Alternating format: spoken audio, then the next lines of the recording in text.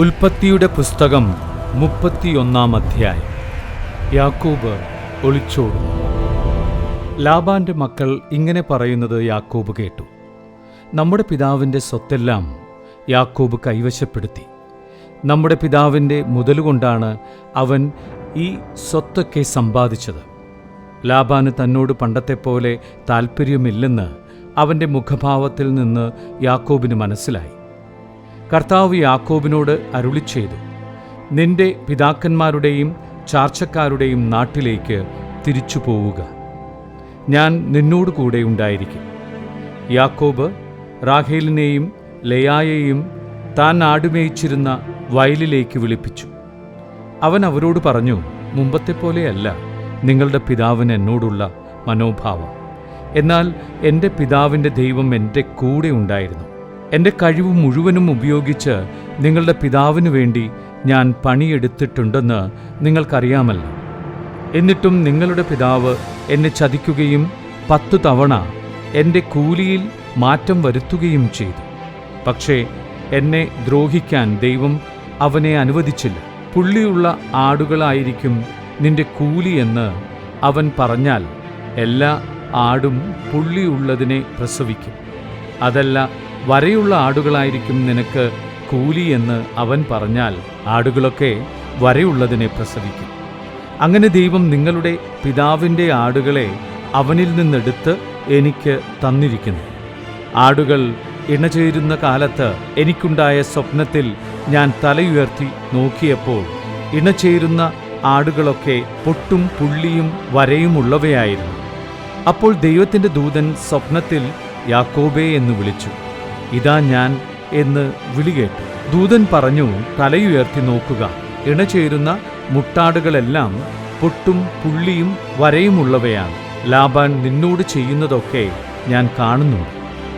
നീ കൽത്തൂണിന് അഭിഷേകം ചെയ്യുകയും വ്രതമെടുക്കുകയും ചെയ്ത സ്ഥലമായ ബേഥേലിലെ ദൈവമാണ് ഞാൻ. എഴുന്നേറ്റ് ഇവിടം വിട്ട് നിന്റെ ചാർച്ചക്കാരുടെ നാട്ടിലേക്ക് തിരിച്ചു പോവുക.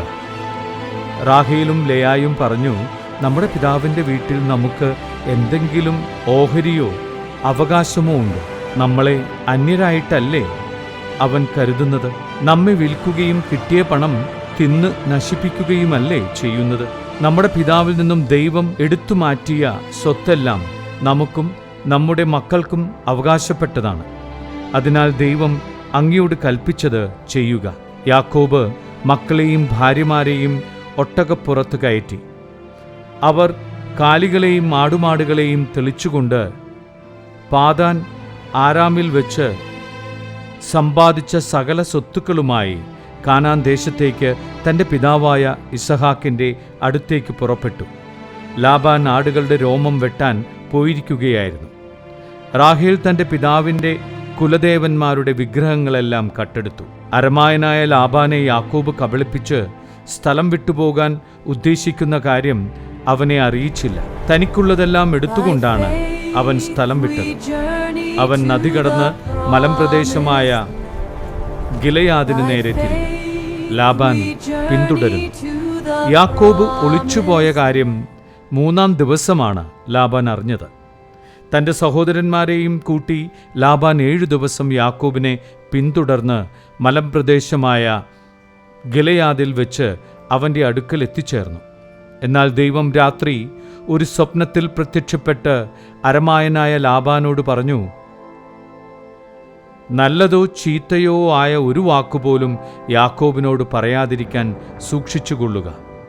യാക്കോബ് മലമ്പ്രദേശത്ത് കൂടാരമടിച്ചിരിക്കെ ലാബാൻ അവൻ്റെ മുൻപിൽ കടന്നു. തൻ്റെ ചാർച്ചക്കാരോടുമൊത്ത് ലാബാനും ഗിലെയാദിലെ മലമ്പ്രദേശത്ത് കൂടാരമടിച്ചു. ലാബാൻ യാക്കോബിനോട് ചോദിച്ചു, നീ എന്താണ് ഈ ചെയ്തത്? എന്നെ കബളിപ്പിച്ച് വാളാൽ നേടിയ തടവുകാരെ പോലെ എൻ്റെ പെൺമക്കളെ കൊണ്ടുപോകുന്നത് എന്തുകൊണ്ട്? എന്നെ കബളിപ്പിച്ച് എന്നോട് പറയാതെ ഒളിച്ചോടിയതെന്തിനാണ്? ഞാൻ ആഹ്ലാദത്തോടെ പാട്ടുപാടി കിന്നരവും വീണയും വായിച്ച് നിങ്ങളെ യാത്രയാക്കുമായിരുന്നല്ലോ. എനിക്ക് എൻ്റെ പുത്രന്മാരെയും പുത്രിമാരെയും ചുംബിക്കുന്നതിന് അവസരം തരാഞ്ഞതെന്ത്? നീ ബുദ്ധിശൂന്യമായിട്ടാണ് പ്രവർത്തിച്ചത്. നിന്നെ ഉപദ്രവിക്കാൻ എനിക്ക് കഴിയും. എന്നാൽ നല്ലതോ ചീത്തയോ ആയിട്ടൊന്നും യാക്കോബിനോട് പറയാതിരിക്കാൻ സൂക്ഷിക്കുക എന്ന് നിങ്ങളുടെ പിതാവിൻ്റെ ദൈവം കഴിഞ്ഞ രാത്രി എന്നോട് പറഞ്ഞു. പിതാവിൻ്റെ വീട്ടിലെത്താനുള്ള തീവ്രമായ ആഗ്രഹം കൊണ്ടാണ് നീ പോന്നതെങ്കിൽ എൻ്റെ കുലദേവന്മാരെ കട്ടെടുത്തത് എന്തിന്? യാക്കോബ് ലാബാനോട് പറഞ്ഞു, അങ്ങയുടെ പുത്രിമാരെ അങ്ങ് ബലം പ്രയോഗിച്ച് എന്നിൽ നിന്ന് പിടിച്ചെടുക്കുമെന്ന് ഞാൻ ഭയപ്പെട്ടു. അങ്ങയുടെ ദേവന്മാർ ആരുടെ കയ്യിൽ കാണുന്നുവോ അയാൾ മരിക്കട്ടെ. അങ്ങയുടേത് എന്തെങ്കിലും എൻ്റെ കൈവശമുണ്ടെങ്കിൽ നമ്മുടെ സഹോദരങ്ങളെ സാക്ഷി നിർത്തി തിരിച്ചെടുത്തുകൊള്ളു. റാഹേൽ ദേവന്മാരെ മോഷ്ടിച്ച വിവരം യാക്കോബ് അറിഞ്ഞിരുന്നില്ല. ലാബാൻ യാക്കോബിൻ്റെയും ലയായുടെയും 2 പരിചാരകരുടെയും കൂടാരത്തിൽ പരിശോധിച്ചു. അവ അവിടെങ്ങും കണ്ടില്ല. ലയായുടെ കൂടാരത്തിൽ നിന്ന് പുറത്തു കടന്ന് അവൻ റാഹേലിൻ്റെ കൂടാരത്തിലേക്ക് ചെന്നു.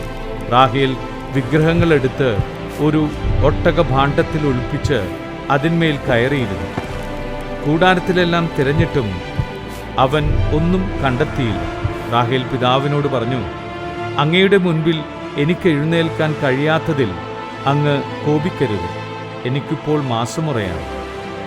അവൻ തിരിഞ്ഞെങ്കിലും വിഗ്രഹങ്ങൾ കണ്ടെത്തിയില്ല. അപ്പോൾ രോഷാകുലനായ യാക്കോബ് ലാബാനോട് കയർത്തു. അവൻ ചോദിച്ചു, എൻ്റെ പേരിലുള്ള കുറ്റമെന്താ?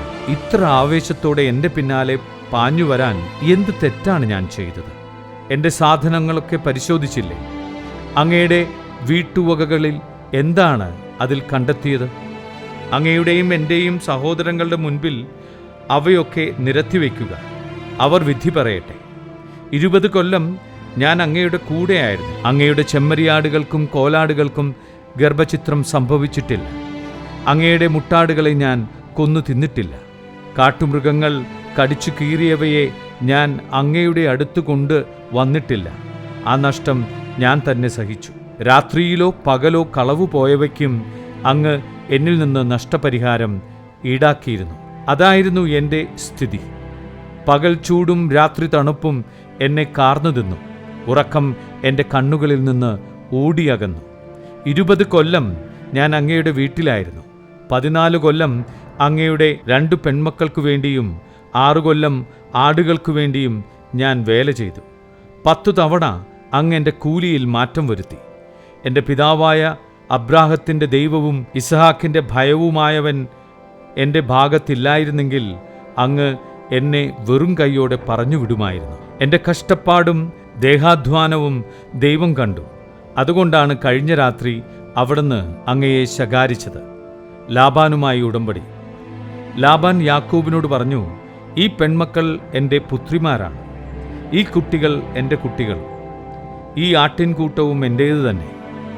ഈ കാണുന്നതൊക്കെ എൻ്റേതാണ്. എൻ്റെ ഈ പെൺമക്കൾക്കും അവർക്കുണ്ടായ കുട്ടികൾക്കും വേണ്ടി എന്താണ് എനിക്കിനി ചെയ്യാൻ കഴിയുക? നമുക്കൊരു ഉടമ്പടി ഉണ്ടാക്കാം. എനിക്കും നിനക്കും മധ്യേ അതൊരു സാക്ഷ്യമായിരിക്കട്ടെ. അപ്പോൾ യാക്കോബ് ഒരു കല്ലെടുത്ത് തൂണായി കുത്തി നിർത്തി. കല്ല് പെറുക്കിക്കൂട്ടുക. യാക്കോബ് തൻ്റെ ചാർച്ചക്കാരോട് പറഞ്ഞു. അവർ കല്ലെടുത്ത് ഒരു കൂമ്പാരം കൂട്ടി. ആ കൂമ്പാരത്തിന്മേലിരുന്ന് അവർ ഭക്ഷണം കഴിച്ചു. ലാബാൻ അതിനെ യോഗാർ സഹ ദൂത്തെ എന്നു വിളിച്ചു. യാക്കോബ് അതിനെ ഗലേദ് എന്നും. ഈ കൽക്കൂമ്പാരം എനിക്കും നിനക്കും മധ്യേ സാക്ഷ്യമായിരിക്കുമെന്ന് ലാബാൻ പറഞ്ഞു. അതുകൊണ്ടാണ് ഗലേദ് എന്ന് അതിന് പേര് ലഭിച്ചത്. തൂണിന് മിസ്പ എന്ന് പേരിട്ടു. കാരണം ലാബാൻ പറഞ്ഞു, നാം പരസ്പരം പിരിഞ്ഞിരിക്കുമ്പോൾ കർത്താവ് എനിക്കും നിനക്കും മധ്യേ കാവലായിരിക്കട്ടെ.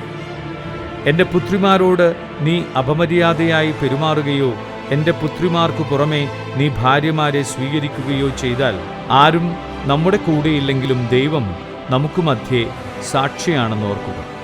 ലാബാൻ യാക്കോബിനോട് പറഞ്ഞു, എനിക്കും നിനക്കും മധ്യേ ഞാൻ ഉയർത്തിയിരിക്കുന്ന ഈ തൂണും കൽക്കൂമ്പാരവും കാണുക. നിന്നെ ഉപദ്രവിക്കാൻ ഈ കൂമ്പാരത്തിന് അപ്പുറത്തേക്ക് ഞാനും, എന്നെ ഈ കൂമ്പാരത്തിനും തൂണിനും ഇപ്പുറത്തേക്ക് നീയും കടക്കുകയില്ല എന്നതിന് ഈ കൂമ്പാരവും തൂണും സാക്ഷിയായിരിക്കട്ടെ. അബ്രാഹത്തിൻ്റെയും നാഹോറിൻ്റെയും അവരുടെ പിതാവിൻ്റെയും ദൈവം നമുക്ക് മധ്യേ വിധിയാളനായിരിക്കട്ടെ. യാക്കോബും തന്റെ പിതാവായ ഇസഹാക്ക് ഭയപ്പെട്ടിരുന്ന ദൈവത്തിന്റെ നാമത്തിൽ സത്യം ചെയ്തു. മലമുകളിൽ യാക്കോബ് ബലിയർപ്പിക്കുകയും അപ്പം ഭക്ഷിക്കാൻ തന്റെ ചാർച്ചക്കാരെ ക്ഷണിക്കുകയും ചെയ്തു. അവർ അപ്പം ഭക്ഷിച്ച് രാത്രി മുഴുവൻ മലമുകളിൽ കഴിച്ചുകൂട്ടി. ലാബാൻ അതിരാവിലെ എഴുന്നേറ്റ് തന്റെ മക്കളെയും മക്കളുടെ മക്കളെയും ചുംബിക്കുകയും അനുഗ്രഹിക്കുകയും ചെയ്തിട്ട് വീട്ടിലേക്ക് മടങ്ങി.